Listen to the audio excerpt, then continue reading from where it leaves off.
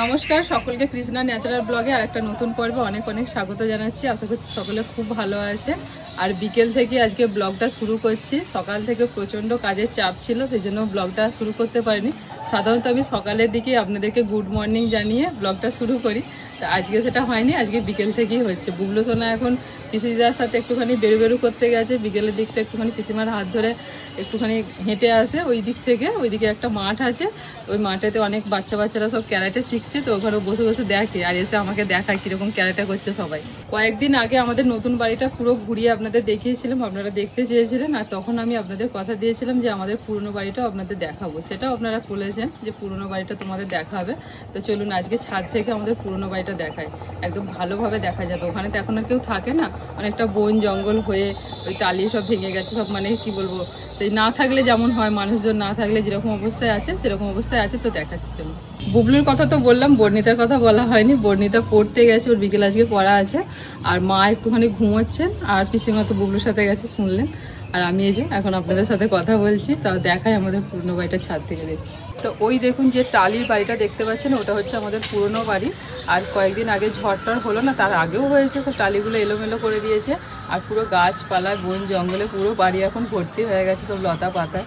দেখুন কি অবস্থার মধ্যে এখন পড়ে আছে। ওই যে বন জঙ্গলগুলোর মাঝখান দিয়ে ওই যে একটুখানি টালি দেখা যাচ্ছে, ওইখানটা দিয়ে আমাদের পুকুর ঘাটে যাওয়ার রাস্তা ছিল। আর ওটা হচ্ছে আমাদের বাথরুম ছিল, ওই যে টালির ছাউনি দিয়ে একটুখানি দেখা যাচ্ছে, ওটাও এখন ভেঙে গেছে। এখন যেরকম আমাদের এখানটা দেখছেন, কয়েক বছর আগেও কিন্তু এরকম ছিল না। মানে গ্রাম আর গ্রাম থাকছে না, গ্রামও কিন্তু আস্তে আস্তে ডেভেলপ হতে হতে আস্তে আস্তে শহর হয়ে উঠছে, যেটা কিন্তু মানে আমি ব্যক্তিগতভাবে একদম চাই না। যত শহরের দিকে চাপ বাড়ছে তত মানুষজন আস্তে আস্তে মানে এক একটা স্টেশন করে করে, আমরা কলকাতা থেকে কিন্তু খুব দূরে থাকি না। এবার যত ওদিকে চাপ বাড়ছে আস্তে আস্তে শেওড়াফুলি, শ্রীরামপুর, রিজরা এরকম আস্তে আস্তে আসছে। তো বাইরে থেকেও অনেক লোকজন আসছেন, জায়গাপত্র কিনছেন, গ্রাম দেখে ভালো লাগছে, থাকছেন, বসতি গড়ে তুলছেন। এইভাবে আস্তে আস্তে মানে জায়গাগুলো কভার হয়ে যাচ্ছে, সেই গ্রাম কিন্তু আর গ্রাম থাকছে না। আমাদের যখন মানে আমি যখন হয়েছি আর কি, আমার যখন থেকে মনে আছে ছোটোবেলার কথা, তো তখন কিন্তু শুধু এখানে আমাদের বাড়িটা ছিল আর একটা ওখানে একটা পুরনো বাড়ি ছিল, ব্যাস। আর আশেপাশে কোনো বাড়ি ছিল না, আর একটুখানি দূরে বাড়ি ছিল। এই জায়গাগুলো পুরো ফাঁকা ছিল। বাবা বলে যে তখন জমি জায়গার অনেক দাম কম ছিল, সবাই মানে রিকোয়েস্ট করতো যে বাবাকে অনেক সবাই ভালোবাসে, বাবার আচার ব্যবহার ভালো, লোকের সঙ্গে সম্পর্ক সব কিছু ভালো। তো বাবাকে বলতে, হ্যাঁ রে তুই এইটা নিয়ে নিবি। কিন্তু বাবা বলে যে সময় কিনতে যাব সেই সময় কিন্তু সেই পয়সাটাই হয়তো নেই, বা শুধু সেই পয়সাটাই আছে। মানে 2000 টাকা, 1000 টাকা, 500 টাকা এরকম সব আর কি দামের কথা বলছে, মানে সেই অনেক বছর আগেকার আর কি কথা। তো আমার বাবাকে এখন বললে, মানে আমার বাবা এখন নিজেই আমাদেরকে আফসোস করে বলছে কি করে কি করবো বল না, তোদের ভাই বোনকে লেখাপড়া শেখাবো, তোর পড়াশোনার জন্য খরচা করব, সেই ভেবে কিছু হয়তো পয়সা আছে সেটাকে যে না, এটা বাদে তো আমাদের কোনো দেখার কেউ নেই। কারণ আমার যে দাদু, আমি তাকে দেখিনি, মানে আমার বাড়ির যে দাদু তাকে আমি দেখিনি, ঠাকুমাকে দেখেছি কিন্তু দাদুকে দেখিনি। বাবাদের ছোটোবেলাতেই দাদু চলে গেছেন, শরীর খারাপ হয়েছিল।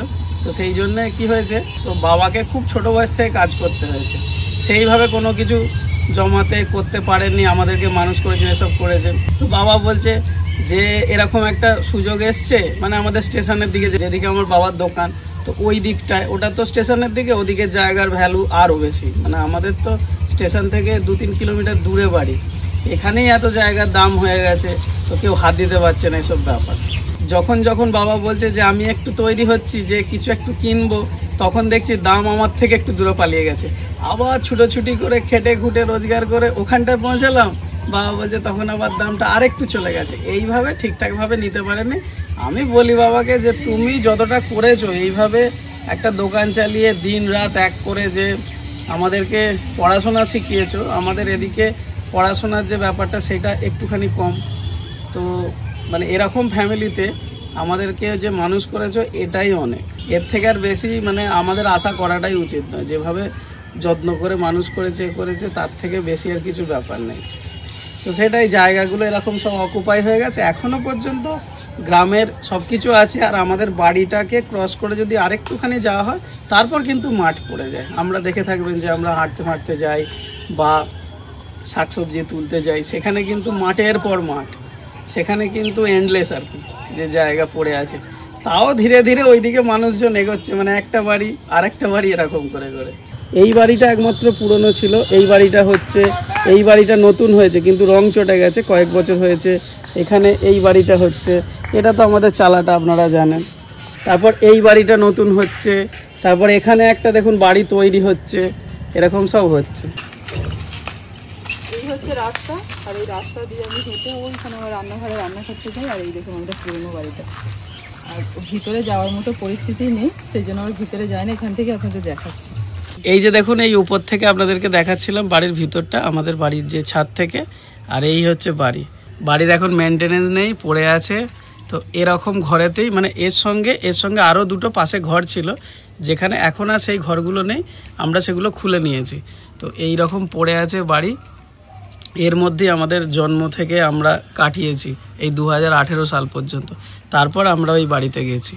এখন অন্ধকারে বসে আছি, আপনাদের সাথে কথা বলতে বলতে বাড়িতে এলাম, আসতেই কারেন্ট চলে গেল। আমাদের এখানে এখনো কারেন্ট চলে যায়। এই গরমকালের দিকে বেশি লোডশেডিং হয়, যখন তখন রাতে 1টা 1:30 যখন তখন কারেন্ট চলে যায়। আর কিছুদিন যাবত বেশি হচ্ছে এটা, কোথাও ঝড় বৃষ্টি কিচ্ছু নেই, হঠাৎ করে দেখতে দেখতে এমন ঝড় এসে গেল, আমি সন্ধ্যেটা দিতে নেমেছি আর এই ঝড় জানলা কপার তো ধরাস করছি। আবার কি নাকে বলে কি না সব বন্ধ করে দাও, সব বন্ধ করে দিল, দিয়ে কিনা যখন পুটে ভেজে দিয়েছে, চা করেছে, খেতে দিয়েছি।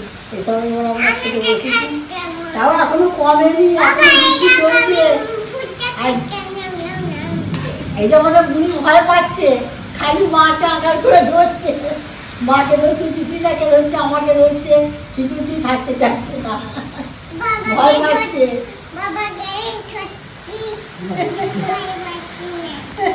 বর্ণিতার ছুটি হওয়ার সময় হয়ে গেছে, স্যার ফোন করেছিলেন যে এখন আমার বাড়িতে বসে থাক, বর্ণিতা ঝড় জল থামুক তারপরে আনতে আসতে বলুন। আচ্ছা ঠিক আছে। শুরু হয়েছে তখন 7টা, এখন 7:20 বাজে। ঝড় বৃষ্টি শুরু হয়েছে তখন 6:45, আর এখন বাজে হচ্ছে 7:20, এতক্ষণ চলছে। গতকাল ভিডিওটা যেখানে শেষ হয়েছিল আবার সেখান থেকেই শুরু করছি। প্রচন্ড ঝড় বৃষ্টি হওয়ার পর পুরো ইলেকট্রিক চলে গিয়েছিল, তো ইলেকট্রিক সারা রাত আসেনি, সেই ভোরবেলা ইলেকট্রিক এসছে। আর আজকে আবার সেখান থেকে ভিডিওটা আমরা শুরু করলাম। দিদি হঠাৎ আমাদের সারপ্রাইজ দিয়েছে, মানে আমরা জানতামই না কেউ যে দিদি আসবে। একদম ভাগ্নবাবুকে নিয়ে সোজা চলে এসছে দিদি আমাদের বাড়ি। এই একটুখানি আগে দিদি এসে পৌঁছেছে। আর দিদি না খুব ভালো ঝালমুড়ি তৈরি করে, আর দিদিকে বসে দিয়েছি ঝালমুড়ি করতে, সবাই মিলে খাওয়া হবে। কত টাকা করে প্লেট? বাবা কত টাকা করে প্লেট? 5 টাকা। তুই খাবি? কত টাকা খাবি? আর আমি একটুখানি মার্কেটে যাবো বলে একটু রেডি হয়েছে, আর এসে দেখি দিদি হাজির। এই যে একটু খাওয়া দাওয়া হয়ে যায় তারপরে যাবো। তুমি যাবে? আচ্ছা বুঝতে যাবি। আমাদের কল্যাণবাবুর মুড়ি খাওয়া হয়ে গেছে তরকারি দিয়ে, আর বললে তখন এই মাত্র পরে এলো, তরকারি মুড়ি খাচ্ছে, আর আমরা সবাই ঝালমুড়ি খাবো। যা সুন্দর ঝালমুড়িটা করেছে, আরে সে জায়গা সব খালি রে, ডেচকি খালি হয়ে গেছে। দিদি জামাইবাবু এলে খুব ভালো হতো, সবাই মিলে আরো আনন্দ হতো। জামাইবাবু এখন কাজ নিয়ে পাগল, আর সেটা পরীক্ষা হয়ে গেছে, কবে থেকে আসবো করছি। আমি বলছি দাঁড়া, কাউকে বলবো না, সারপ্রাইজ। হ্যাঁ সেটাই তো, চলে যাবো, সারপ্রাইজই হয়ে গেছে পুরো। মা বলছে কালকে কথা হলো, পুরো অবাক মা। খালি কল্যাণ করতে তো বলেনি, বলিনি তো কালকে মোটরসাইকেলে ঘরে তো হালকা আওয়াজ পাচ্ছি যে আপনার গলাটা পাচ্ছি। মাঝে মাঝে এখন সারপ্রাইজ দেবেন, তবে ভালো লাগবে। বর্ণিতা মাথা খারাপ করে দিচ্ছে, ছুটি পড়েছে, একবার বলছে মাসির বাড়ি যাবো, একবার বলছে মামার বাড়ি যাবো, ওই করছে। আমি আর বলছি ভাই এসে গেছে, আর যেতে হবে না, দুদিন ভাইয়ের সঙ্গে থাক, খেলা কর। ওনালে কালকেই চলে যেত বর্ণিতা। ভাই খেয়ে আছে, আর যাবি না তো? কিন্তু আমি সবাইকে ঝালমুড়ি করে খাইছি, তুমি আমাকে একটা জিনিস করে খাওয়াবে। বলুন। কফি। এই কথা, শুধু কফি খাবেন? এক্ষুনি করে দিচ্ছি। আর কি খাবেন বলুন? কফির সাথে এখন আপাতত কফিটাই খাই, ঝালমুড়ি খেয়েছি। আচ্ছা আবার পরে খাবো। ঠিক আছে। পিসিমা কফি না চা? ও কপি করো তবে ঠিক আছে মা। মায়ের আবার কফি সে কিরকম কি লাগে মা বলো? পোড়া পোড়া গন্ধ। পোড়া পোড়া। মায়ের আবার কফি বলে পোড়া পোড়া গন্ধ। মা কোথাও কফি খায় না। ওই এখন থেকে নয়, এই বলছি- এটা বহু বছর আগে থেকে মা কফি এবার মায়ের টেস্ট ভালো করে নিতে পারে দুধ না। চা। একদম কড়া করে দুধ চা। দুধটা কত রাতে ও বাবা। না না আজকে আপনাকে আজকে ওরা বলে দে। একটু দুধ চাটা মা ভালোবাসে। হ্যাঁ আজকে বলে আমরা দুধ চা করে খাওয়াবো। ঠিক আছে? দিদি আসার আনন্দে। আবার কাল থেকে আবার বাচ্চা দেবো। নিয়ে বলতে না বলতে কপি তৈরি হয়ে গেছে।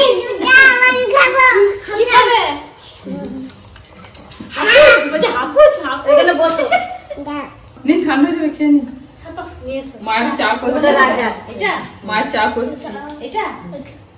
মা এটা রইলো না ঠান্ডা হোক তারপর দেবে না।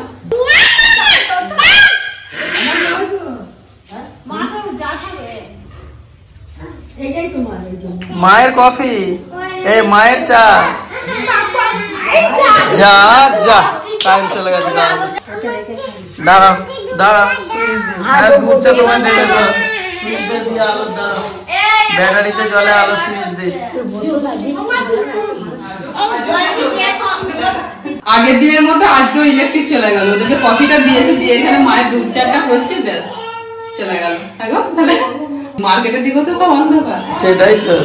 ইলেকট্রিক আসুন তারপর যে আজকে কি ঝড় বৃষ্টি উঠবে নাকি? ঝড় বৃষ্টি যাওয়ার আগে কিন্তু ইলেকট্রিকটা যা। একটা অন্নপ্রাশন বাড়ি পড়েছে, তারই গিফট কিনতে যাবো বলে বেরোচ্ছি। কালকেও যেতে পেলাম না, আজকেও যেতে পেলাম না। দেখা যাক, যদি ঝড় না ওঠে তাহলে যাবো। একটা অন্নপ্রাশন বাড়ি আছে, সেই রকম অনুযায়ী কিছু গিফট বার করুন বাচ্চার জন্য। কি ধরনের আইটেম আছে একটু দেখান, দেখি তারপর। এই তো এখানে চারিদিকে সাজানো আছে, তুমি ঘুরে ঘুরে দেখো।